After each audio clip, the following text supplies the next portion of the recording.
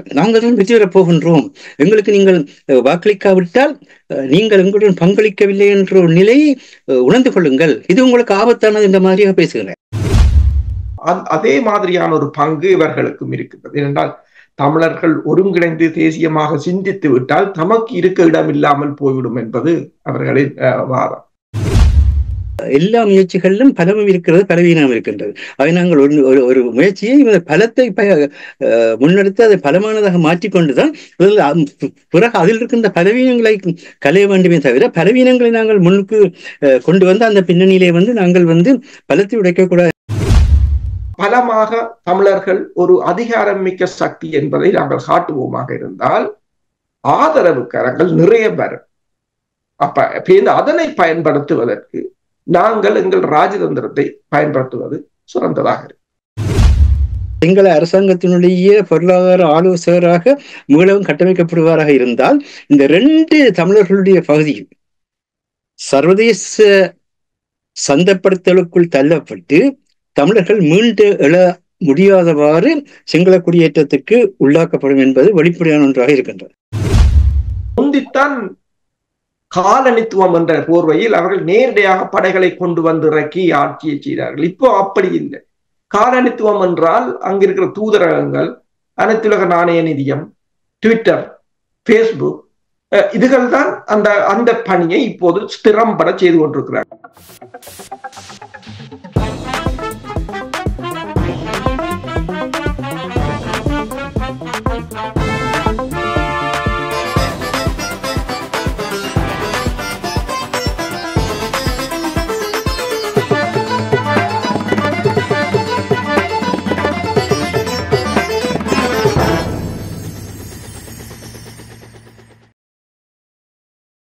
அனைத்துலக உயிரோடை தமிழ் ILC தமிழ் உயிரோடை தமிழில் அன்பர்களே, இலக்கின் சிந்தனை வாராந்த இலக்கு இணைய இதழில் பிரசுரிக்கப்படும் ஆசிரியர் தலையங்கம் அதனுடைய விளக்கத்தை உயிரோடை தமிழ் உறவுகள் ILC தமிழ் உறவுகளுக்கு எடுத்து வரும் நிகழ்ச்சியாக இலக்கின் சிந்தனை அமைகின்றது. அந்த நிகழ்ச்சியில் எங்களோடு தமிழ் அறிஞர் மூத்தாய்வாளர் ஃபெட்டிமார் மாஸ்டர் அவர்களும் பொறியியல் ஆய்வாளர் அரசு அவர்களும் இணைந்து விளக்கத்தை தரும் நிகழ்ச்சியாக இலக்கின் சிந்தனை இடம்பெறுகின்றது.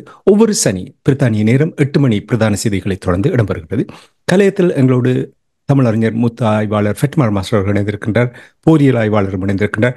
வணக்கம் மாஸ்டர். வணக்கம் தனஞானி. வணக்கம் அரசு. வணக்கம் அரசு அவர்களே. வணக்கம் தனஞானி. வணக்கம் மாஸ்டர். இன்றைய ஆசிரியர் தலையங்கம் ஈழத்தமிழர் இறைமை மீள் உறுதிக்காக நில மக்கள் ஒருமைப்பாட்டுக்கான பொது வேட்பாளருக்கான வாக்கு நமக்கு நாமையே அளிக்கும் வாக்கு பலம் என்பதுதான் இன்றைய ஆசிரியர் தலையங்கம்.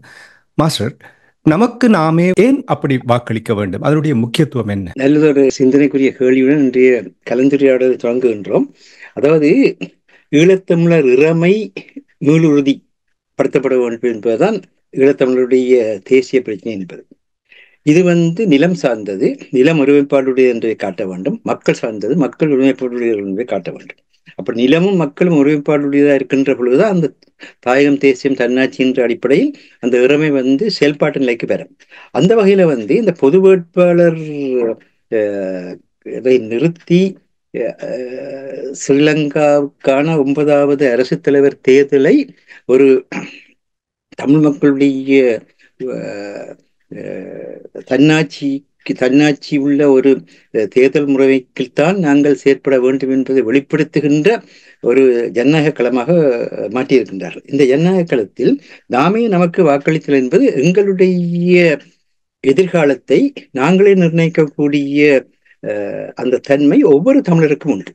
இதுதான் தேசிய தலைவருடைய மிக முக்கியமான ஒரு செய்தி. அதாவது ஒவ்வொரு தமிழ் மகனுக்கும் அவன் தான் வாழ்கின்ற மண்ணையும் தன்னோடு வாழ்கின்ற மக்களையும் பாதுகாப்பதற்குரிய அமைதியான வாழ்வுக்குள் வைத்திருப்பதற்குரிய வளர்ச்சிகளை ஏற்படுத்துவதற்குரிய ஆற்றலை கொண்டிருக்கின்றான். அவை ஒவ்வொருவரும் அவரவர்கள் அதனை சரியான முறையில் செயற்படுத்துவார்களாக இருந்தால் தேசமாக அவர்கள் எழும்புவார்கள். தேசமாக எழுகின்ற பொழுது அங்கு கட்சி நிலையோ அல்லது மொழி நிலையோ மத நிலையோ அல்லது சாதிய நிலையோ பிரதேச நிலையோ எதுவுமே வராது. நாங்கள் ஒரே மக்கள், இந்த மண்ணினுடைய சொந்தக்காரர், இந்த மண்ணிலே வாழ்வதற்கான உரிமை கொண்டவர்கள், இந்த மண்ணை பயன்படுத்தி இந்த கடலை பயன்படுத்தி எங்களுக்கான எதிர்காலத்தை நிர்ணயிக்கக்கூடிய பிரிக்க முடியாத உரிமை கொண்டவர்கள் என்ற அடிப்படையிலே பார்க்கின்ற பொழுது அத்தகைய தன்மையை கொண்ட ஒரு வேட்பாளருக்கு வாக்களிக்கின்ற பொழுதுதான் மக்களுடைய உண்மைத்தன்மையை வெளிப்படுத்துவதாக அந்த வேட்பாளர் ஆவார். வேட்பாளர் என்று தேர்தலில் வருகின்ற பொழுது மக்களை பிரதிநிதித்துவப்படுத்துகிற ஒருவர், பிரதிநிதித்துவ ஜனநாயகத்திலே இணைகின்றதற்கான ஒரு முயற்சி. அதில் மக்களுடைய எண்ணத்தை, மக்களுடைய விருப்பை, மக்களுடைய தேவைகளை அந்த மண்ணினுடைய அந்த கடலினுடைய உரிமையுடன் வெளிப்படுத்தக்கூடியவர்களாக இருப்பவர்கள் வேட்பாளர் அமைய வேண்டும். ஆகவே இப்பொழுது அப்படியான ஒன்று இல்லை. இப்பொழுது 1978ஆம் ஆண்டு கொண்டு வரப்பட்ட ஸ்ரீலங்காவினுடைய குடியரசு அரசியலமைப்பின் படி நிறைவேற்ற அதிகாரமுள்ள ஜனாதிபதி சிங்கள நாடு, சிங்கள இனம், பௌத்த ஆகம சட்ட வாழ்வு, இதுவே அந்த மண்ணினுடைய தலைமைத்துவ நெறியாக முன்னெடுக்கிறார்கள். மற்றவர்கள் சமூகமாக வாழ்கின்றீர்கள், நீங்கள் இந்த முறைமைக்குள் ஏற்றுக்கொண்டு வாழ்வர்களாக இருந்தால் உங்களுக்கான நாளாந்த வாழ்வை நீங்கள் வாழலாம். இதைத்தான் இப்பொழுது அனுரகுமார திசுநாயக்க நேற்றைய தினத்தில் ஜாழ்ப்பாணத்தில் வீரசிங்க மண்டபத்தில் பேசுகின்ற பொழுது ஒரு விதமான அதிகார துணையுடன், நாங்கள் தான் வெற்றி பெறப் போகின்றோம், எங்களுக்கு நீங்கள் வாக்களிக்காவிட்டால் நீங்கள் எங்களுடன் பங்களிக்கவில்லை என்ற ஒரு நிலையை உணர்ந்து கொள்ளுங்கள், இது உங்களுக்கு ஆபத்தானது என்ற மாதிரியாக பேசுகிறார். அதாவது அச்சப்படுத்தி, வார்த்தையால் அச்சப்படுத்தி, நாங்கள் ஆட்சிக்கு வருகின்ற பொழுது உங்கள் பகுதியில் இருக்கின்ற வாக்குகள் குறைவாக அமையமாக இருந்தால் உங்கள் பகுதிகளுக்கு ஆபத்துன்றதை கூறுகின்றார். உண்மையிலே தேர்தல் சட்ட முறைமைக்கு எதிரானது. இந்த மாதிரியாக ஒரு மக்களை அச்சப்படுத்தக்கூடிய முறையில் பேசக்கூடாது. ஆனால் அவ்வளவு தூரத்துக்கு அவர் பேசுகின்றார் என்றால் அவர் சிங்கள பகுதியில் நின்று கூறினார். அதாவது நாங்கள் இராணுவத்தை எந்த வகையிலும் தண்டிக்க மாட்டோம் என்று அவர்கள் எங்களுக்காக போராடியவர்கள், எங்களுடையவர்கள், அவர்கள் அங்கு தண்டிக்க மாட்டோம் என்று கூறினார். ஆனால் யாழ்ப்பாணத்தில் அந்த நிலையை மாற்றி என்ன கூறுகின்றார்? நான் போரில் குற்றவாளிகளை அடையாளம் காட்டுவதால் என்னுடைய பணி, தண்டிப்பது நீதிமன்றத்தினுடைய பணி, நீதிமன்றத்துக்குரிய அதன்னு சொல்லி அந்த நிலைமையை சமாளித்துக் கொண்டு போகின்றார். ஆனால் அவருடைய பேச்சு, இந்த பொது வேட்பாளருடைய நியமனம் என்பது சிங்கள மக்களுக்கு வாக்களிக்க வேண்டும் என்கின்ற தவறான மக்களுடைய தமிழ் மக்களுடைய கருத்தை மாற்றி இருக்கின்றது என்பது அவருக்கு அச்சத்தை கொடுக்கின்றது. தங்களுடைய வாக்கள் சிதறப்பு என்ற அச்சத்துக்குள் சஜித் பிரேமதாச ஈடுபட்ட காரணத்தினால்தான் அவர் சுதந்திரனை கட்டிப்பிடிக்க, சுதந்திரனும் சாணக்கியனுமா சேர்ந்து ஏதோ தாங்கள் தான் தமிழினத்தினுடைய வழிகாட்டிகள், இவர் திசைகாட்டி என்று சொன்னால் இவர் திசைகாட்டி என்று நிற்கிறார் அனுரகுமார, அவர்கள் நாங்கள் தான் வழிகாட்டிகள் என்று நாங்கள் சொன்னால் தமிழன் சொன்னதுக்கு சரி. இவ்விதமாக தேசிய தலைவர் கூட இந்த மாபெரும் விடுதலை போராட்டத்தை நடத்தி கொண்ட நேரத்தில் கூட ஒரு நிமிடத்தில் கூட அவர் மக்களுடையது போராட்டம் என்று சொல்லிக் கொண்டிருந்ததே தவிர, மக்களுடையது சொல்லிக் கொண்டிருந்ததே தவிர தன்னுடையது அந்த போராட்டம் என்று கூட அவர் சொன்னது கிடையாது. அப்படிப்பட்ட ஒரு மாபெரும் அரசியல் நாகரிகத்துக்குள் வந்த மண்ணில் நின்று கொண்டு இவர்கள் நான் சொன்னால் மக்கள் செய்ய வேண்டும், சர்வாதிகார தன்மை உள்ளதாக இந்த தேர்தல் முறையை மாறிவிட்டது. ரணிலும் குறைந்தவர் அல்ல, அவர் அங்கு வைக்க இதைத்தான் சொல்றாரு. அவர் சொல்றது என்னென்றால், நான் தான் இந்த நாட்டையே மீட்டவன், நான் இல்லாவிட்ட நாடே இல்லை, என்னுடைய தோல்வி நாட்டினுடைய தோல்வி, அப்படியே கூறுகின்றார். சையத்தை பற்றி சொல்ல வேண்டிய அவசியம் இல்லை, என்ற அவர் எதுவும் செய்ததும் இல்லை, செய்ய போவதும் இல்லை, அவர் செய்வதாக கதைப்பாரோடையோ செய்ய மாட்டார் என்பது எல்லாருக்கும் தெரியும். அப்படினால் இந்த நிலையில் இருக்கின்ற பொழுது இந்த அரசியல் ஆசிரியர் அரங்கத்திலே என்னத்தை எழுதுகின்றோம் என்றால், இந்த ஈழத்தமிழர் இறைமை மீளுறுதிக்கான நில மக்கள் ஒருமைப்பாட்டை வெளிப்படுத்துவதுதான் பொது வேட்பாளருக்கான தன்மை. அதற்காகத்தான் எல்லோரும் கட்சி சார்பற்றவர்களாக எல்லா வேறுபாடுகளையும் மறந்து ஒரு பொது வேட்பாளர் கூடாக இவ்வளவு காலமும் தேர்தல் முறையில் புறக்கணிப்பதனூடாக மக்கள் தங்களுடைய வெளிப்படுத்தினார்கள்.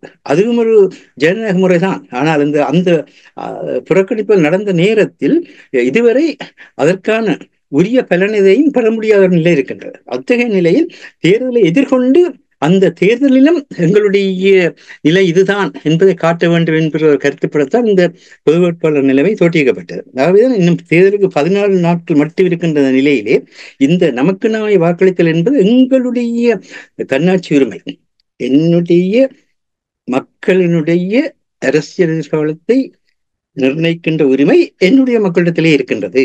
எங்களிடத்திலே இருக்கின்றது, எங்கள் ஓரிடத்திலும் இருக்கின்றது. நாங்கள் சரியான அந்த பங்களிப்பு செய்யுமா இருந்தால் தேசமாக நாங்கள் எழுகின்ற பொழுது தேசம் தன்னைத்தான் நிர்ணயித்துக் கொள்ளும். அந்த உண்மையை வெளிப்படுத்துவதற்காகத்தான் நாமே நமக்கு வாக்களித்திருந்ததன் மூலமாக விலகி இருந்து அது அவருடைய வேலை, இது இவருடைய வேலை. எங்களுடைய தமிழருடைய சமூகத்திலேயே ஒரு பொதுவான தன்மை இருக்கின்றது. ஆறாவது ஒருவர் சமூகம் சார்ந்த ஒரு முயற்சியை முன்னெடுத்தாலும் கூட அது அவருடையதாக கருதி கொண்டு ஏதோ அந்த முயற்சி வெற்றி பெற்றால் அவருக்கான போல் வந்துவிடும்.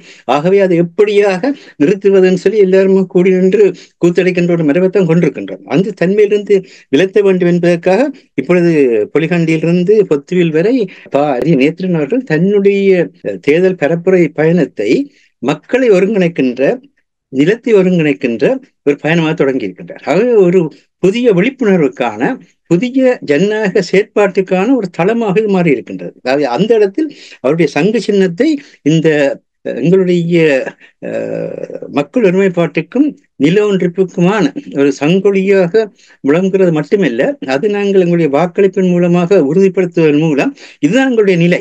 எங்களை வடக்கு கிழக்கென்று பேசாதீர்கள், வடக்கென்றும் இல்லை கிழக்கென்றும் இல்லை, நாங்கள் தமிழர் தாயத்தை சேர்ந்தவர்கள், அவ்வளவுதான், நாங்கள் ஒரு மக்கள். அதே மாதிரி எங்களுக்குள் எந்த விதமான வேறுபாடுகளை, எந்த விதமான வேற்றுமைகளை ஏற்படுத்தி எங்களுக்குள்ளே தரம் பிரித்து விளையாடாதீர்கள். நாங்கள் ஒரே மக்கள், தமிழர் தாயத்தினுடைய தமிழீழ மக்கள். அந்த மக்கள் என்ற அந்த தன்மையுடன் நாங்கள் பங்கு பெற்றுவதற்கு நீங்கள் எங்களுடைய அதுதான் இந்த இலங்கையின் புதிய அரசியலமைப்பு ஈழத்தமிழ் மக்கள் இறைமையும் தன்னாட்சி உரிமையும் கொண்ட இனம் என்று ஏற்றுக்கொள்ள வேண்டும் என்ற முதலாவது தீர்மானத்தின் மூலமாக இந்த பொது வேட்பாளருக்கான தேர்தல் கொள்கை திரட்டி வெளியிட்டிருக்கின்றது. அது உண்மையிலே இந்த ஆசிய தலையங்கத்திலே அவருடைய 10 தீர்மானங்களையும் குறிப்பிட்டு அதற்கான சிறிய குறிப்புகளையும் தர வேண்டியிருக்கின்றது என்ற அந்த தீர்மானத்தினுடைய வலிமைகளையும் அந்த தீர்மானத்தில் இருக்கக்கூடிய பலவீனங்களையும் கூட நாங்கள் சுட்டிக்காட்ட வேண்டிய தேவை இருக்கின்றது. என்றால் இந்த 22ஆம் தேதி மட்டும்தான் இந்த மக்கள் எல்லோரும் ஒருங்கிணைந்து ஒரு சின்னத்துக்கு, சங்க சின்னத்துக்கு வாக்களிப்பதன் மூலமாக எங்களுடைய மக்கள் இந்த அரசாங்கத்தையும், இந்த அரசாங்கத்தை தேர்தல் முறைகளையும், அதுவும் குறிப்பாக இந்த நிறைவேற்று அதிகாரமுள்ள ஜனாதிபதி முறை தேர்தல் என்பது 78ஆம் ஆண்டு அறிமுகப்படுத்தப்பட்டு 1982ஆம் ஆண்டிலே முதன்முதல் நடத்தப்பட்ட பொழுது அதன் பின்னர் கண்ட இடத்தில் சுடவும் சுட்ட இடத்தில் எரிக்கவும் படைகளுக்கான அதிகாரங்கள் வழங்கப்பட்டன. எவரையும் காரணமின்றி கைது செய்து விசாரணையின்றி வைப்பதற்கான பயங்கரவாத தடை சட்டங்கள் கொண்டுவரப்பட்டன.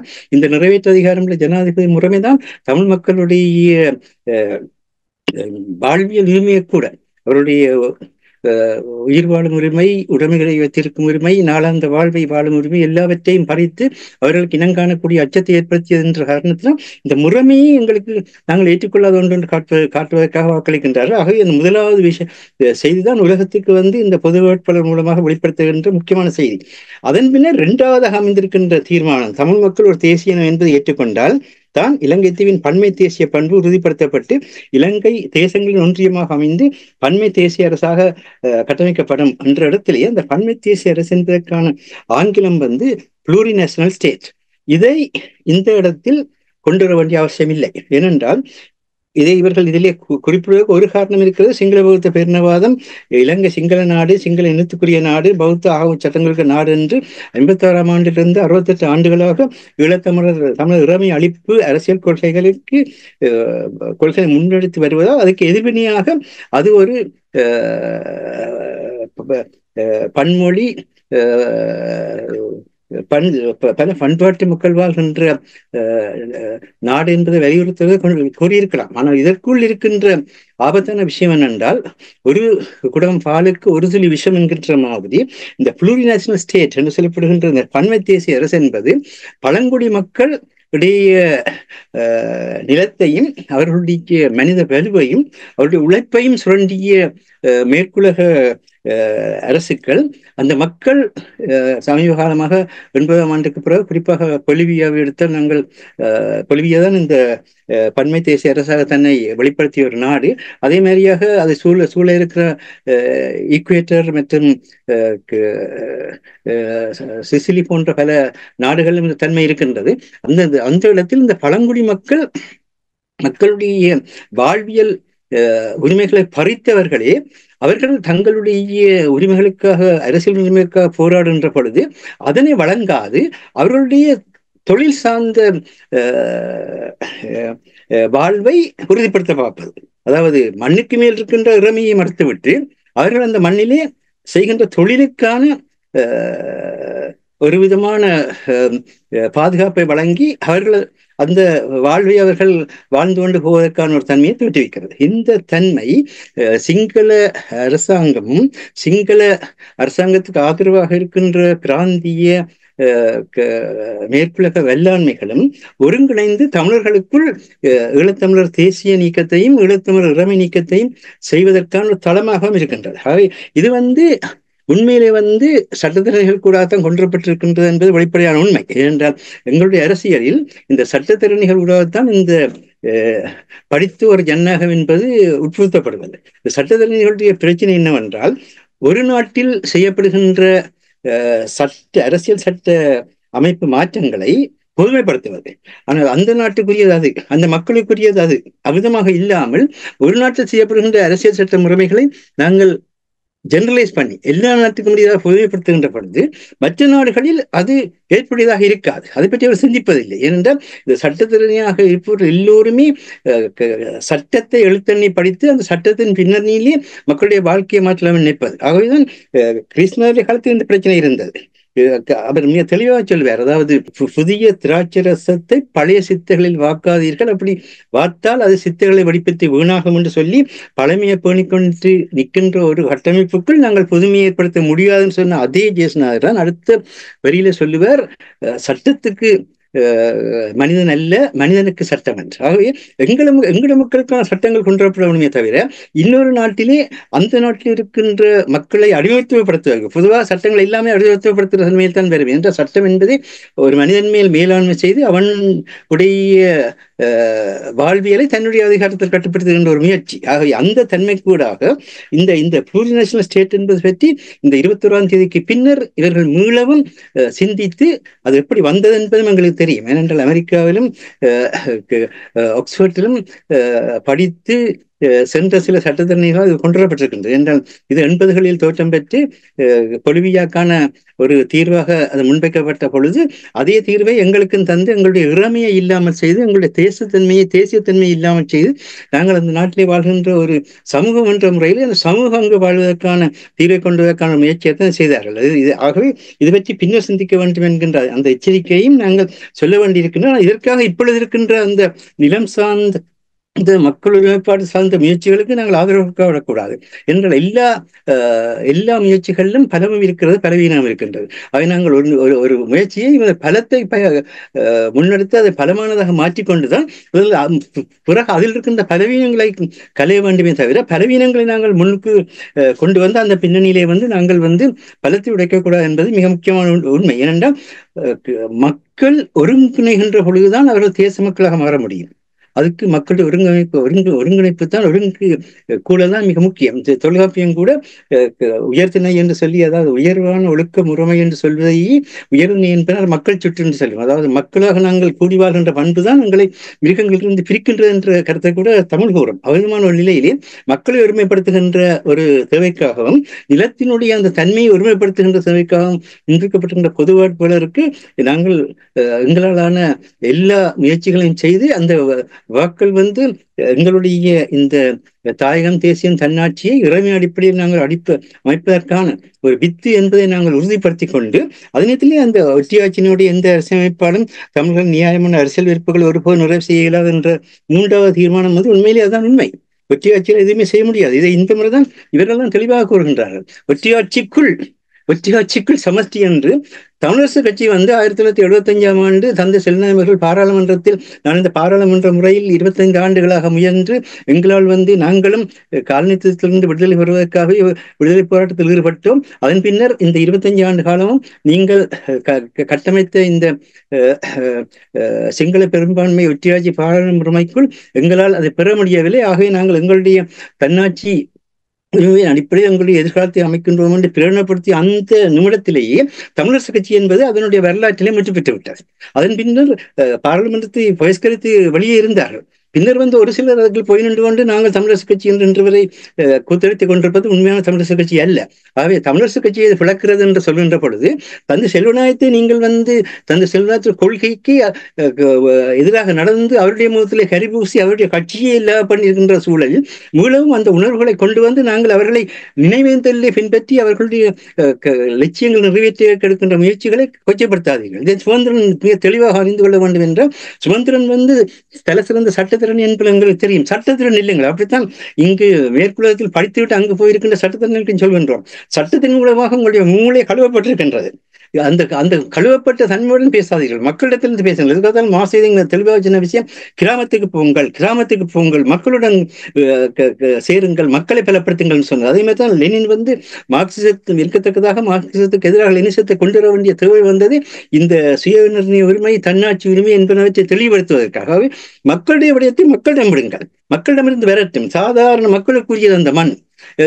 இதை குமாரி ஜெயவர்தனா கூட சிங்கள மக்களுக்கு இடையிலே விதமாக இந்த சட்டத்திறனி அரசியல்வாதிகள் வந்து சிங்கள மக்களையும் சிங்கள மண்ணையும் வேறுபடுத்தி கொழும்பு தலைமையை உருவாக்கி இலங்கையில் இருக்கின்ற தேச இனங்கள், குடிமக்கள் எல்லோருக்கும் எதிரான ஒரு சூழலை உருவாக்கி இருக்கிறார்கள். நிறைய ஆய்வுகளை செய்திருக்கின்றார்கள். ஆகவே உங்களுடைய தொழிலை செய்யுங்கள், உங்களுடைய தொழிலை விட்டு வெளியே வராதான். கடந்த எங்களுடைய ஆய்விலே போரியல் ஆய்வாளர் அரசு அவர்கள் மிக தெளிவாக சொன்னார். அதாவது ஒரு இறுதிய மாற்று நிபுணரை பிடித்து கட்டிடம் கட்ட சொல்லி சொல்லாதீர்கள், ஒரு கட்டிட பொறியியலாளர்களை பிடிச்சி இறுதிய மாற்று சத்திர சொல்லி சொல்லாதீர்கள். நீங்கள் உங்கள் அளவில் இல்லைங்கள், அது உங்களுக்கு நன்றது, தேசத்துக்கு நன்றது என்பதை தான் வலியுறுத்துங்கள். அதே மாதிரி தான் இந்த விடயத்தில் தமிழ் மக்கள் தங்களுக்கு என்ன தீர்வு வேண்டும் என்று தாமை நிர்ணயிப்பதற்கு பொருத்தமான பன்னாட்டு ஏற்பாடுகளை கோருவதற்கு உறுத்துடையவர்கள். இந்த உறுத்துடையவர்கள் என்ற சொல்லி உரிமையுடையவர்கள் மாற்றப்பட வேண்டும். அது காலப்போக்கிலே உலக தன்னாட்சி உரிமையிலே எவ்விதமாக இழக்கப்படுகிறது, எப்படி உலக தன்னாட்சி உரிமையை பயன்படுத்தி மக்கள் தங்களுடைய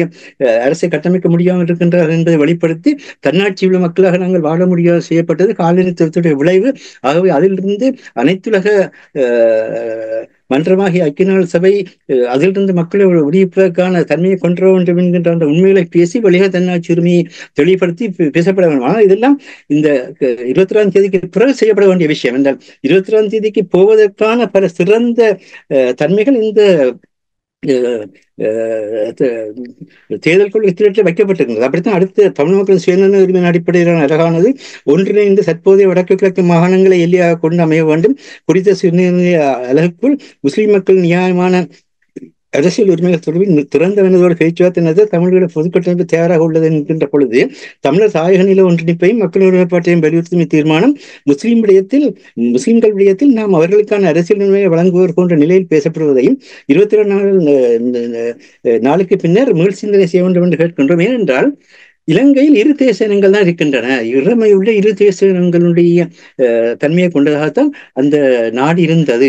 ஆனால் இன்று அந்த நிலை மாற்றப்பட்டு அங்கு வந்து பல்தேசியத்தன்மை இருக்கிற மாதிரி நாங்களே பேச வலிக்கின்றோம். பல்தேசியத்தன்மையை கொண்டதல்ல எங்களுடைய பிரேசம். எங்களுடைய பிரேசம் வந்து இரு தேசங்களினுடைய ஒன்றிணைப்பு. இரு அரசுகளை கொண்டிருந்த சிங்கள அரசுகள், தமிழ் அரசுகள் என்ற இரு அரசுகள் ஒன்றிணைந்து பிரித்தானிய காலனித்துவத்தில் உருவாக்கப்பட்ட ஒன்று. ஆக அந்த பிரச்சனையில் வந்து நாங்கள் பாலான்னா இதை தெளிவாக சொல்லுவார். அதாவது நாங்கள் வரலாற்று தாயத்தை கொண்டிருக்கின்றோம், சிங்கள மக்களும் அங்கே வந்து அவர்களுக்கான தாயத்தை கொண்டிருக்கின்றார்கள்.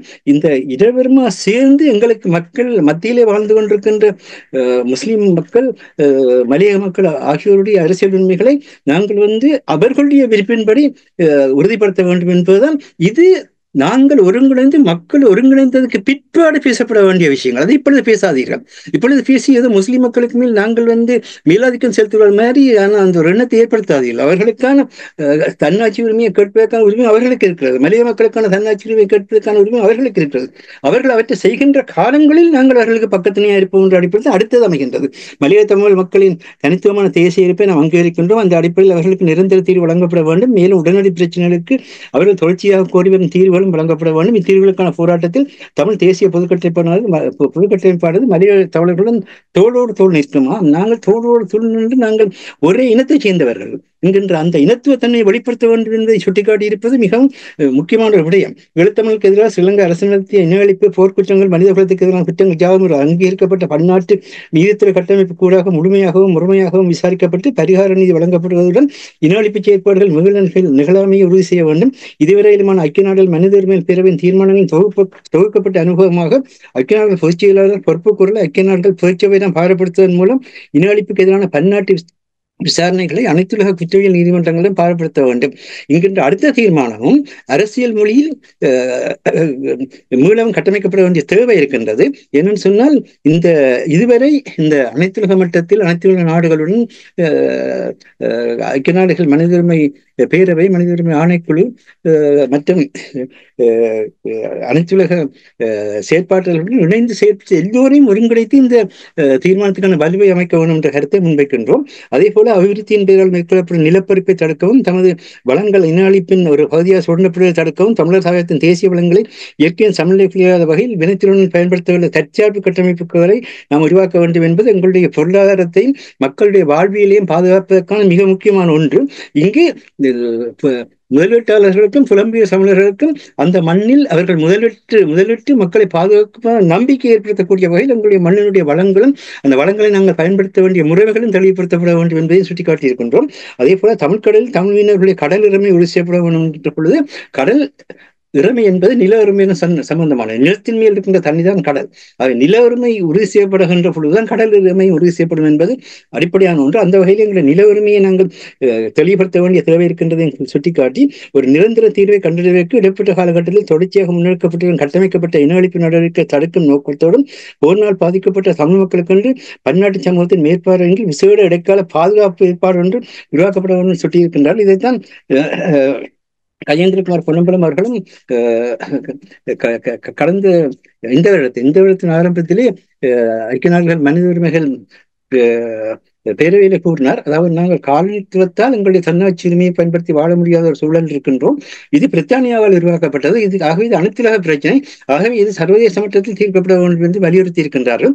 அதனை மேலும் தெளிவுபடுத்த வேண்டியதாக இருக்கின்றதை கூறியிருக்கின்றார். ஆகவே இந்த பொது கட்டமைப்பு தேர்தல் கொள்கை திரட்டு என்பது செய்யப்பட வேண்டிய பல விஷயங்களை பேசியிருக்கின்றது. அதை அனைத்துலக முறைமைகளுக்கு செய்ய வேண்டும் என்கின்ற வகையில் மொழியாட்சி இடம்பெற்றிருக்கின்றது. அதில் இருக்கக்கூடிய பலத்தையும் பலவீனங்களையும் நாங்கள் 21ஆம் தேதிக்கு பின்னர் எல்லோருமா பேசி எல்லோரையும் உள்ளடக்கி துணைப்பிள்ளையர் அவர்கள் சாமோருக்கு பிரித்தானிய பிரதமர் மதிப்புக்குரிய ஸ்டார்மோ அவர்களுக்கு கடந்த வாரத்திலே கூறியிருக்கின்றார். சிங்கப்பூர் கட்டமைக்கப்படுகின்ற பொழுது 6000 கட்டிடக் கலைஞர்கள் தான் அந்த சிங்கப்பூரை கட்டமைக்க அழைக்கப்பட்டாலே தவிர அரசியல்வாதிகளை தலையிடவில்லை என்று. அதாவது சொல்கின்ற விஷயம் என்னவென்றால், ஒரு செயலை நடைமுறைக்கு கொண்டு வருகின்ற பொழுது அதில் நிபுணத்துவம் பெற்றவர்கள் அந்த நிபுணத்துவத்தினூடாக அதை கொண்டு வரலாம். அங்கு அரசியல் என்பதை வரக்கூடாது. ஆகவே அந்த துறை சார்ந்தவர்களும் நிபுணத்துவம் சார்ந்தவர்களும் இணைக்கப்பட்டு உலகளாவிய எங்களுடைய அறிவுப்புலமும் எங்களுடைய நிதிப்பலமும் எங்களுடைய தொழில்நுட்ப பலமும் எங்களுடைய நிபுணத்துவ பலமும் எங்களுடைய வர்த்தக பலமும் எல்லாம் ஒருங்கிணைக்கப்படுகின்ற பொழுதுதான் நாங்கள் தேசமாக எழுவோம். அதற்கான ஒரு முதல் அடியாக இந்த பொது வேட்பாளர் தன்மை இருக்கின்றது. ஆகவே இதில் நாங்கள் அளிக்கின்ற ஒவ்வொரு வாக்கும் நமக்கு நாமே அளிக்கின்ற வாக்காக அமையும் என்பதுதான் இந்த ஆசிரியர் சங்கத்தில் கருத்தாக இருக்கின்றது. தெளிவான பார்வை, மிகவும் சிறப்பாக இருந்தது மாஸ்டர். நமக்கு நாமே ஏன் வாக்களிக்க வேண்டும் என்ற கேள்விக்கு நீங்கள் பல விடயங்களை கொண்டு வந்து அதை தெளிவாக உங்களுடைய உறவுகளுக்கு எடுத்து வந்தமைக்காக உறவுகள் சார்பாக நன்றியை கூறிக்கொண்டு அரசு அவர்களே உங்களிடம் வருகின்றேன். இப்ப மாஸ்டர் கூறினார், எங்களுடைய மக்கள் ஒன்று திரண்டு ஒரு குடைக்கில் வர வேண்டும் என்று சிறப்பாக கூடியிருக்கின்ற இந்த நேரத்தில் அரிய சந்தர்ப்பம். அரியநேத்திரன் அவர்கள் அரசு தலைவருக்கான தேர்தலில் களமிறங்கி இருப்பது பார்த்தீர்கள். நேற்று திருகோணமலைக்கு அரியநேத்திரன் அவர்கள் சென்ற பொழுது மக்கள் திரண்டு அவரை கட்டி அணைத்து அவரோடு படம் எடுத்த காட்சிகள் எல்லாம் பார்க்கக்கூடிய இருந்தது. இங்கே மாஸ்டர் கூறியது மக்கள் ஒருங்கிணைப்பது, ஒன்றாக எழுவது முக்கியம் என்பதை சிறப்பாக வெளிப்படுத்துகின்ற நேரத்தில் தமிழ் தரப்பிலிருந்து குழுக்கள் சுமந்திரன், டக்ளஸ், அங்கே சாணக்கியன் போன்றவர்கள் இந்த ஒருங்கிணைப்பு செய்வதற்கு இடையூறாக இருக்கிறார்களா? ஏனென்றால் அவர்கள் தமிழர்களுக்கே தமிழ் தேசியத்துக்கே எதிரானவர்கள் என்றது அவர்களின் வரலாறு. அப்ப அந்த வரலாற்றை கொண்டவர்கள் தமிழர் ஒருங்கிணைவதை எவ்வாறு அனுமதிப்பார்கள் என்பது இலகுவாக விளங்கிக் கொள்ளக்கூடியதொன்று. எப்பவுமே அவர்கள் அதாவது இந்த இந்தியாவோ அல்லது இலங்கை அரசோ தமிழர் ஒருங்கிணைவதை கண்டு பதறுவது அல்லது அதை இல்லாது செய்வதற்கு எவ்வளவு முயற்சிக்கின்றனவோ அதே மாதிரியான ஒரு பங்கு இவர்களுக்கும் இருக்கின்றது. ஏனென்றால் தமிழர்கள் ஒருங்கிணைந்து தேசியமாக சிந்தித்து விட்டால் தமக்கு இருக்க இடம் இல்லாமல் போய்விடும் என்பது அவர்களின் வாதம். இப்ப திருகோணமலையை பொறுத்தவரையில் நீங்கள் கூறியது போல திருகோணமலையில் அமோக வரவேற்பு கொடுக்கப்பட்டிருக்கிறது. திருகோணமலை இந்த போரில் அதிகம் பாதிக்கப்பட்டது கிழக்கு மாகாணம். அதில் திருகோணமலையும் நிலச்சுரண்டலாக இருக்கலாம், இன்னும் அழிப்பாக இருக்கலாம். அங்குள்ள மக்களில் அதாவது புத்தர் கூறியது போல, அதாவது சாவு இல்லாத இடத்துல நீ ஒரு சுண்டு கடுகு வாங்கி கொண்டு வாண்டு கூறியது போல, அங்கும் அப்படித்தான். கிழக்கு மாகாணத்தில் எந்த ஒரு வீட்டிலும் ஏதோ ஒரு போரினால் பாதிக்கப்படாத குடும்பங்கள் இல்லை என்பதுதான் கூறல். இப்ப திருகோணமலைக்கு அவர் சென்ற போது, இப்ப திருகோணமலையை நீங்கள் பாருங்கள், கோதாசன் பொது வேட்பாளரை ஆதரிப்பதாக முன்னரே முடிவெடுத்து விட்டார். அங்குள்ள பிரதிநிதிகளிடம் அவ்வாறுதான். அதன் பிற்பாடு நாங்கள் இந்த வாரம் இந்த ஐரோப்பிய ஒன்றிய தேர்தல் குழுவினர் அவரை சந்தித்திருந்தார். தற்போது அதாவது சனிக்கிழமை கிடைத்த செய்தியின்படி ஆஸ்திரேலியா தூதரக அதிகாரிகளும் சென்று சந்தித்திருக்கிறார்கள். அவர்கள் அங்குள்ள நிலைமைகளையும் அங்கு நிலங்கள் எவ்வாறு பறிக்கப்படுகின்றது, எங்களுடைய நிலக்கு பிரச்சனைகள் தொடர்பாக எல்லாம் விரிவாக ஆராய்ந்திருக்கிறார்கள். அதாவது தமிழர்களுக்கு ஒரு நிழல் அரசு, ஒரு ஷேடோ கவர்மெண்ட் என்றதுதான் இதன் உள்ளக திட்டமாக இருக்கலாம். அப்ப அதை பலப்படுத்த பலர் இருக்கிறார்கள். நீங்கள் உங்களுக்கான ஒரு அதிகாரத்தை தட்டி விடுங்கள், வருவாங்கள் வேலை. ஏன்னா இது மல்டிபோல வேர்ல்ட். அப்ப ஒருத்தனுக்கு ஒருத்தன் எங்க அடிக்கலாம் விழுத்தலாம் தான் நிக்கிறாங்க. ஆனால் அதுக்குரிய களம்தான் தேவை அவங்களுக்கு. இப்ப என்னன்னு சொன்னால், இப்ப பாருங்கள், சுமந்திரன் குழுவை சந்திப்பதை விட இப்போது கோதாசனை நோக்கித்தான் இந்த மேற்குலகத்தின் பார்வை திரும்பி இருக்கின்றது. ஐரோப்பிய ஒன்றிய தேர்தல் ஆணைக்குழு சந்திக்கிறது, ஆஸ்திரேலியா குழு சந்திக்கிறது, ஸ்வீடன் குழு கூட ஒரு தடவை யாழ்ப்பாணம் சென்று இந்த பொது வேட்பாளர் தொடர்பான பிரதிநிதிகளை சந்தித்து அது இன்னும் பலப்படும். இது ஒரு ஆரம்பம் தான், ஆரம்ப புள்ளி. இப்ப இதை நாங்கள் பெரிதாக எதிர்பார்க்கவும். ஆனா இதில் கூட நீங்கள் கூறியது போல உளவு மக்கள் ஒருங்கிணைந்தது ஒரு சிறப்பானது ஒன்று. இப்ப சஜித் பிரேமதாசா சொல்லுற, இப்ப தென்னிலங்கை ஆட்டம் கண்டு கொண்டிருக்கிறது. இதை இந்த பொது வேட்பாளரால் இரண்டால் தனியே சிங்கள மக்களுடைய வாக்கில் தங்கி நிற்க வேண்டிய ஒரு நிலை ஏற்பட்டு விடுமோ என்று அஞ்சுகிறார்கள். எனவேதான் சஜித் பிரேமதாசா கூறுகிறார், ரன்லை பொறுத்தவரையில் இறுதி நேரத்தில் அவர் அனுராவுடன் ஒரு டீலுக்கு போவார். ஏனென்றால் அவருக்கு டீல் போடுவது ஒரு பழக்கம் என்று. ஏனென்றால் சந்திரிகாவுடன் டீல் போட்டிருந்தார். பிறகு 2019ஆம் ஆண்டு தன்னை எதிர்த்து விழுத்துவதற்கு கோத்தாவோட ஒரு டீல் போட்டிருந்தார்.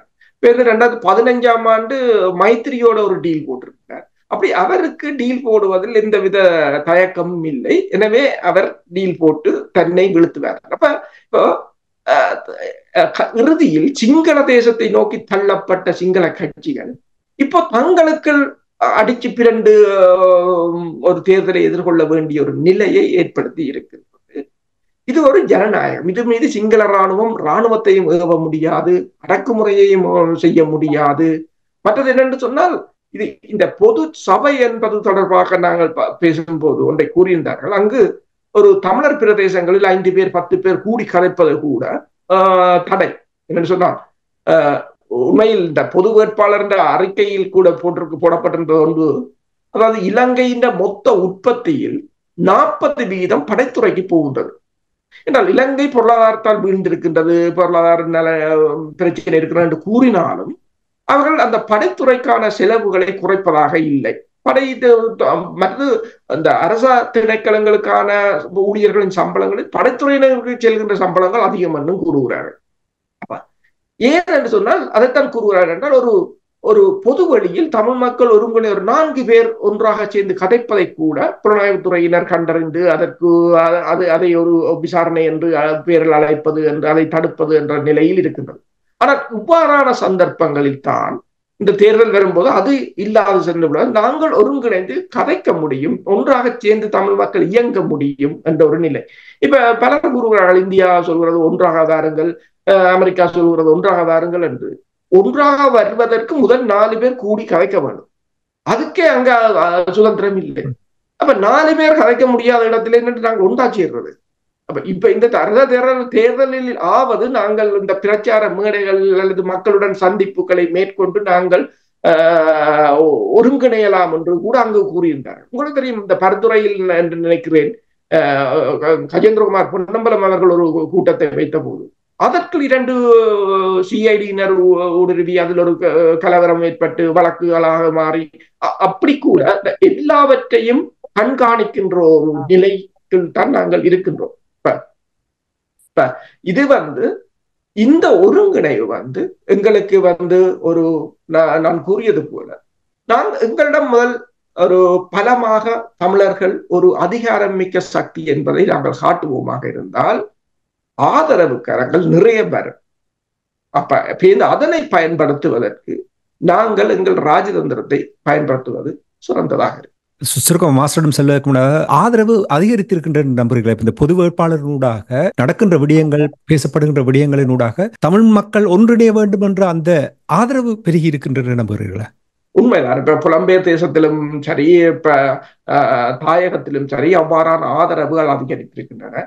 அங்கு அந்த அரசியல் கட்சிகள் தமது சுயநலங்களுக்காக இயங்குகின்ற சந்தர்ப்பத்தில் அங்கு ஒரு பொது சபை ஒன்று அமைக்க வேண்டும், அதனூடாக பொது கட்டமைப்பு அமைக்க வேண்டும் என்று அங்கு ஒரு ஏற்பட்டிருக்கின்ற இந்த மாற்றம் இப்போது புலம்பெயர் தேசங்களிலும் ஒலித்திருக்கின்றது. இங்கும் ஒரு பொது அமைப்புகளை உருவாக்கி தேசியம் சார்ந்து ஒரு தேசிய கொள்கையில் நாங்கள் இயங்க வேண்டும் என்ற ஒரு எண்ண கருவை இங்கேயும் விதைத்திருக்கின்றது. இது இந்த பொது கட்டமைப்பு என்பது அரசு தலைவர் தேர்தல் அதில் ஒரு ப்ராஜெக்டாகத்தான் பார்க்கிறார்கள். அது முடிந்த பிற்பாடு தொடர்ச்சியாக இயங்கும். அப்ப அது மக்களின் ஆதரவை திரட்டி பயணிக்கும் போது, கிராம மட்டத்திலிருந்து கட்டியமைக்கப்பட்டு ஆதரவை திரட்டி பயணிக்கும் போது அது எதிர்காலத்தில் அரசியலில் தலையிடாது, ஆனால் அரசியலை கட்டுப்படுத்தும். அப்ப அதுதான் அங்கு முக்கியமானது. இப்ப நீங்க பாத்தீங்கன்னா ஒவ்வொரு தூதுவர்களும் வந்து கதைக்கும் போது ஒருவர் யாழ்ப்பாணம் ஒரு தூதுவர் வாரார் என்றார், அவர் தனியாக அரசியல்வாதிகளை மட்டும் சந்திப்பதில்லை, மக்களின் பிரதிநிதிகள் என்றதுக்காக அவர்களை மட்டும் சந்தித்து விட்டு செல்வதில்லை. அவர் அரசியல்வாதியை சந்திக்கிறார், வர்த்தக சமூகத்தை சந்திக்கிறார், மத தலைவர்களை சந்திக்கிறார், பொது கட்டமைப்புகளையும் சந்திக்கிறார். அப்ப எங்களுக்கு அதாவது பொது கட்டமைப்புக்கும் அந்த உலக அரசியலில் ஒரு இடம் இருக்கின்றது. அந்த இடத்தை பயன்படுத்துவதற்கு ஒருங்கிணைகிறோம்.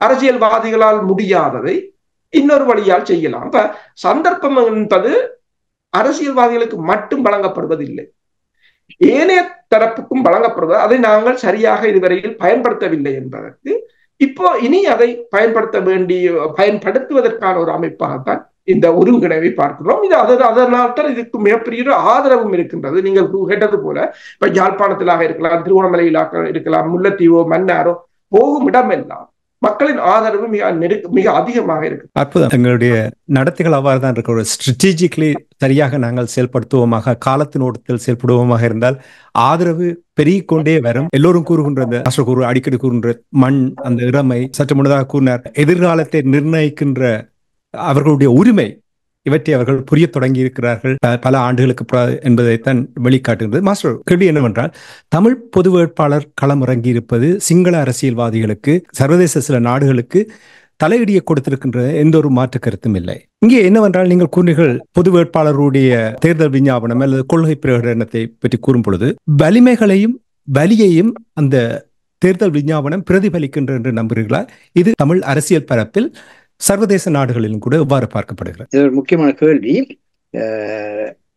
இப்பொழுது அருஸ் அவர்கள் கூறிய அவருடைய பதிலிலிருந்தே இதை நான் தொடரலாம் நினைக்கின்றேன்.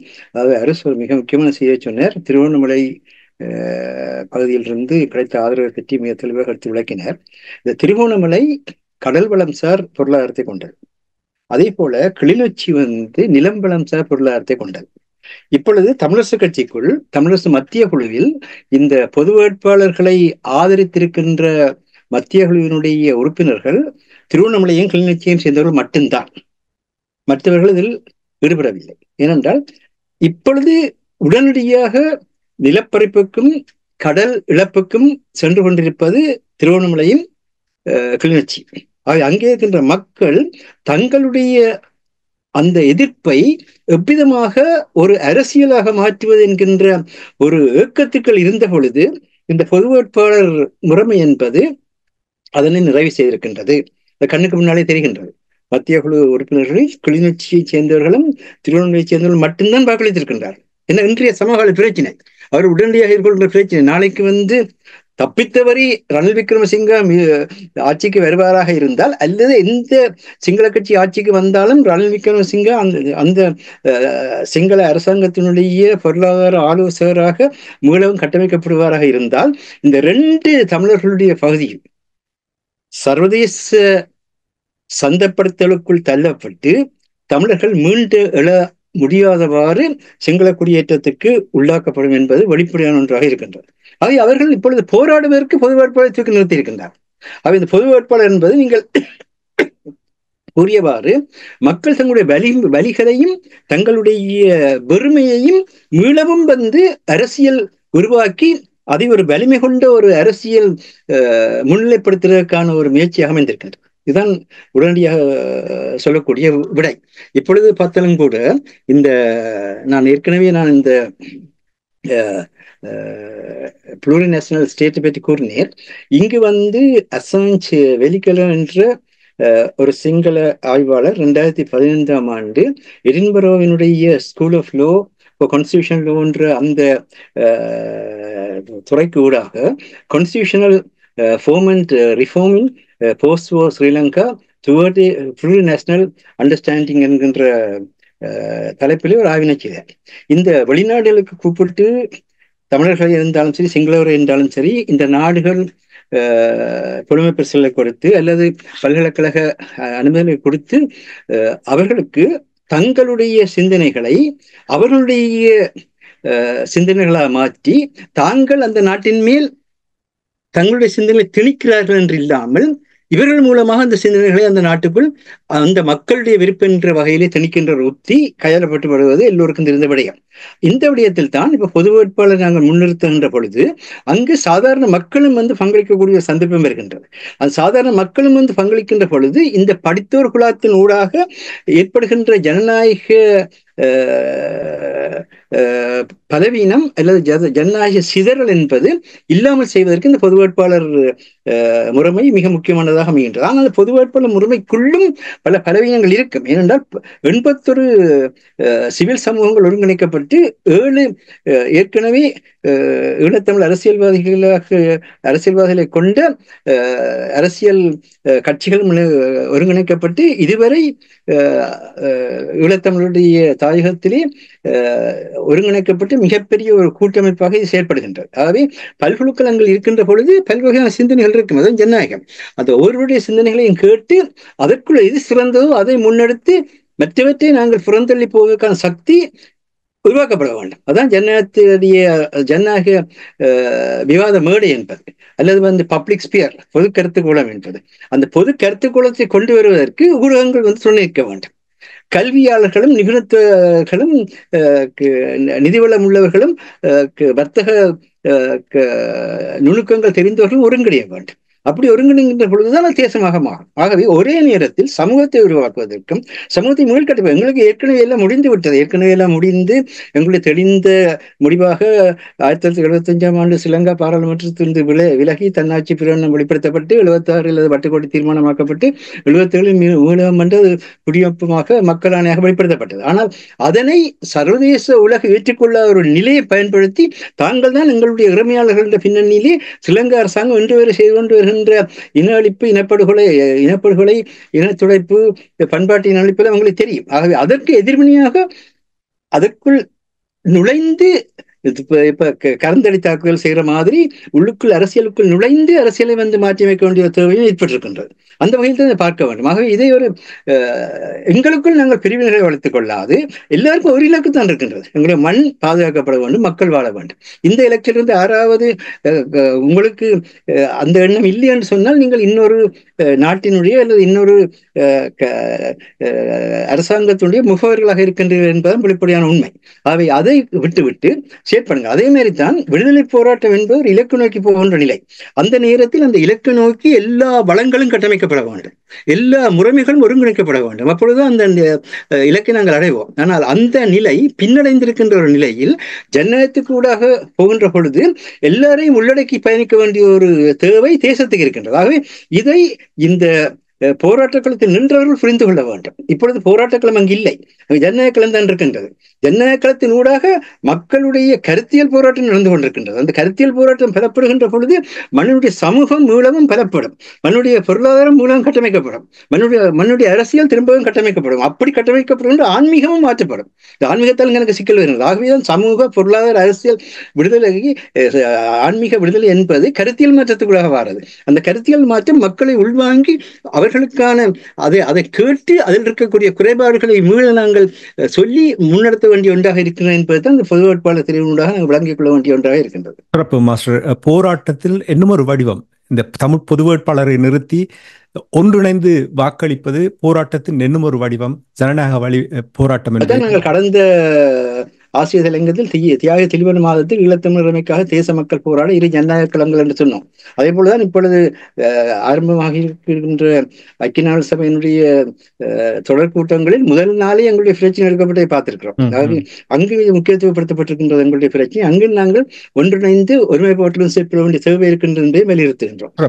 நாங்கள் நிகழ்ச்சி என்று கொண்டு போன்றோம். அரசு நிறைவாக இலங்கை தீவில் அரசு தலைவருக்கான தேர்தலில் 4 பேரில் ஒருவர் அங்கு அரசு தலைவராக வரப்போகின்றார். அனுராவின் அச்சுறுத்தல் பேச்சு யாழ்ப்பாணத்தில் நடந்த கூட்டத்தில் மாஸ்டர் சுட்டிக்காட்டியிருந்தார். சில தமிழ் மக்களை பொறுத்த மட்டில் அனுராவுக்கு என்றால் இவர்கள் ஏற்கனவே எங்களை ஆண்டார்கள், எங்களுக்கு தொடர்ச்சியாக இன்னல்களை தருகிறார்கள், எந்த ஒரு விடிவும் தரப்போவதில்லை என்ற விடயங்கள் அவர்கள் வாயிலாக வெளிப்படுத்தி வந்திருக்கிறார்கள். இவ்வாறு இருக்கின்ற இந்த நேரத்தில் அனுரகுமார திசாநாயக்கா வருவது, அவருக்கு சந்தர்ப்பத்தை கொடுப்பது நேர்மறையான ஒரு விடயமாக பார்க்கிறோம் என்று ஒரு சிலர் கூறியதை நான் கேட்டிருக்கிறேன். இதை நீங்கள் எவ்வாறு பார்க்கிறீர்கள்? தென்னிலங்கையை பொறுத்தவரையில் எல்லா கட்சிகளும் இனவாத கட்சிகள் தான். இப்ப கோத்தபாயாவுக்கு ரணிலுக்கும் என்ன வித்தியாசம் என்று சொன்னால், ஒருத்தர் நேரடியாக அடிப்பார், ஒருத்தர் மறைமுகமாக அடிப்பார், அவ்வளவுதான். எனவேதான் தமிழ் மக்களை பொறுத்தவரையில் இப்ப ரணிலையும் ஒன்றாகத்தான் பார்க்கிறார்கள், சஜித்தையும் ஒன்றாகத்தான் பார்க்கிறார்கள், அனுரகுமார திசாநாயக்காவையும் ஒன்றாகத்தான் பார்க்கிறார்கள். ஏனென்றால் இந்த 46 வருட கால அரசு தலைவர் முறைமை, 75 வருட கால இந்த இலங்கையின் ஆட்சி என்பன தமிழர்களுக்கு உணர்த்திய பாடம். அது எல்லோரும் அதே ஒரு நிலைமை. இப்போது இது சிங்கள கட்சிகளை பொறுத்தவரையில் தனியாக தமிழர்கள் மீதான தாக்குதல் இல்லை. சிங்கள கட்சிகள் தங்களுக்குள் அடிபட்ட வரலாறுகளும் இருக்கின்றது. 71ஆம் ஆண்டு கலவரத்தை எடுத்துக்கலாம். அதன் பிறகு 88ஆம் ஆண்டு 89ஆம் ஆண்டு ஜேவிபியின் நிலைமையை பார்க்கலாம். ஜேவிபி ஒரு எச்சரிக்கையை விடுத்திருக்கிறது என்று சொன்னார். ஏன் அதாவது தெற்கில் இருந்து ஒருவர் கூறுகிறார், ஒரு நாடாளுமன்ற உறுப்பினர், ரணில் விக்ரமசிங்கா அரசு தலைவராக வராது விட்டால் வரும் அரசு 2 வருடங்களில் மாறும் என்று கூறுகிறது.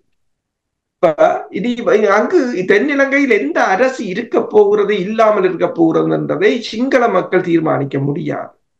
அதை தீர்மானிக்க வேண்டியவர்கள் அங்கு இருக்கிறார்கள். அங்கு தூதுவர் ஆலயங்களாக இருக்கிறார்கள், அல்லது பிரதிநிதிகளாக இருக்கிறார்கள். என்று சொன்னால் கூறுவார்கள் என்றால், முந்தித்தான் காலனித்துவம் என்ற போர்வையில் அவர்கள் நேரடியாக படைகளை கொண்டு வந்து இறக்கி ஆட்சியை செய்தார்கள். இப்போ அப்படி இல்லை.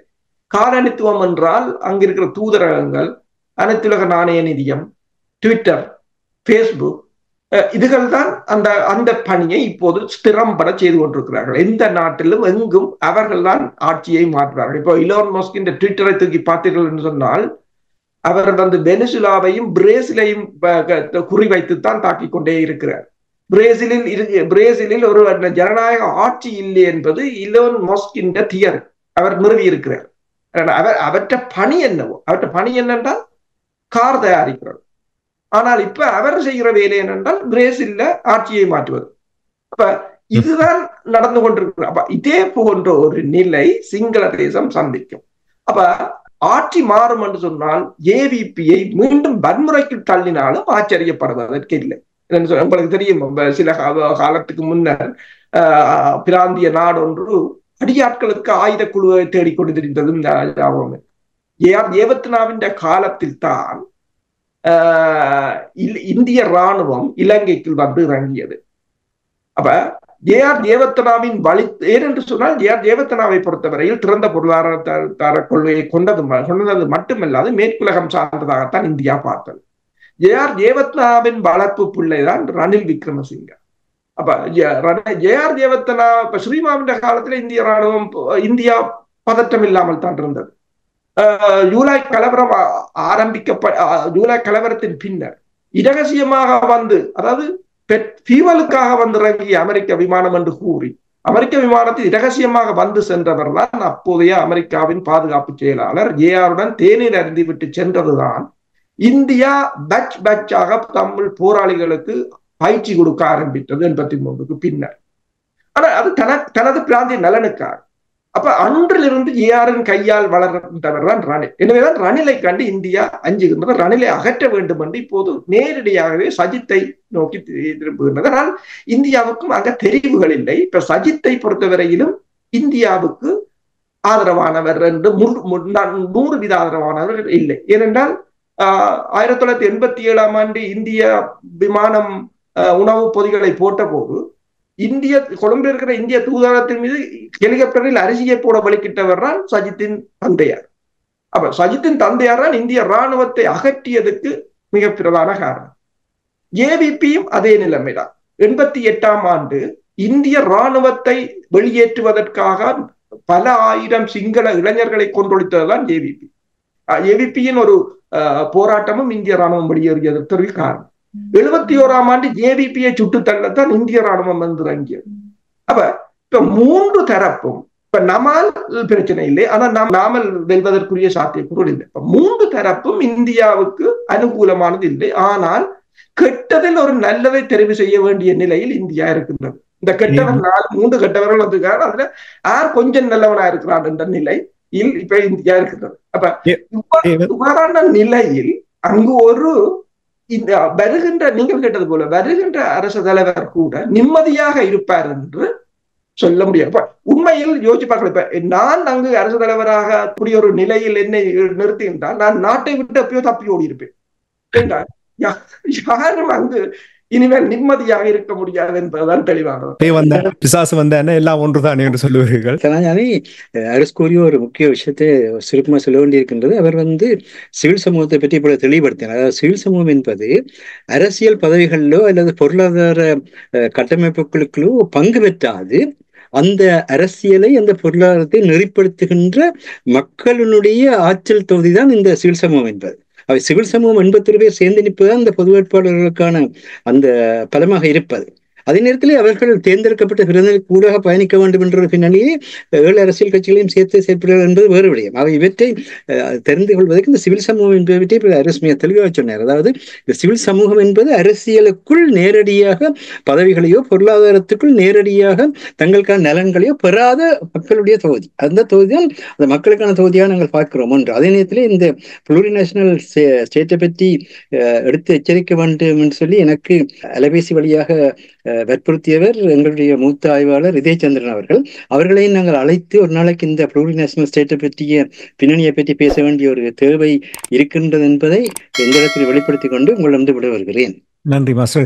அரசர், நீங்கள் காலனித்துவ அவர்களுடைய நடத்தைகள் தொடர்பாக கூறும் பொழுது அந்த பட்டியலில் ஒன்றை விட்டு விட்டீர்கள். ஒட்டுக்குழுக்களையும் நீங்கள் சேர்த்திருக்க வேண்டும், விட்டு விட்டீர்கள். பரவாயில்லை, இருந்தாலும் கூட இன்றைய இலக்கின் சிந்தனை நிகழ்ச்சியில் இணைந்து சிறப்பாக உயிரோடை தமிழ் உறவுகளுக்கு நிறைய விடயங்களை இங்கே உங்களுடைய கருத்துக்களை பதிவு செய்ததற்காக தமிழ் அறிஞர் மூத்த ஆய்வாளர் ஃபட்டிமார் மாஸ்டர் அவர்களுக்கும் போரியல் ஆய்வாளர் அரசு அவர்களுக்கும் நன்றி கூறிக்கொண்டு தனஞானி இந்த நிகழ்ச்சியை நிறைவு கொண்டு வருகின்றேன். நன்றி, வணக்கம் மாஸ்டர். நன்றி, வணக்கம் அரசு அவர்களே. நன்றி, வணக்கம்.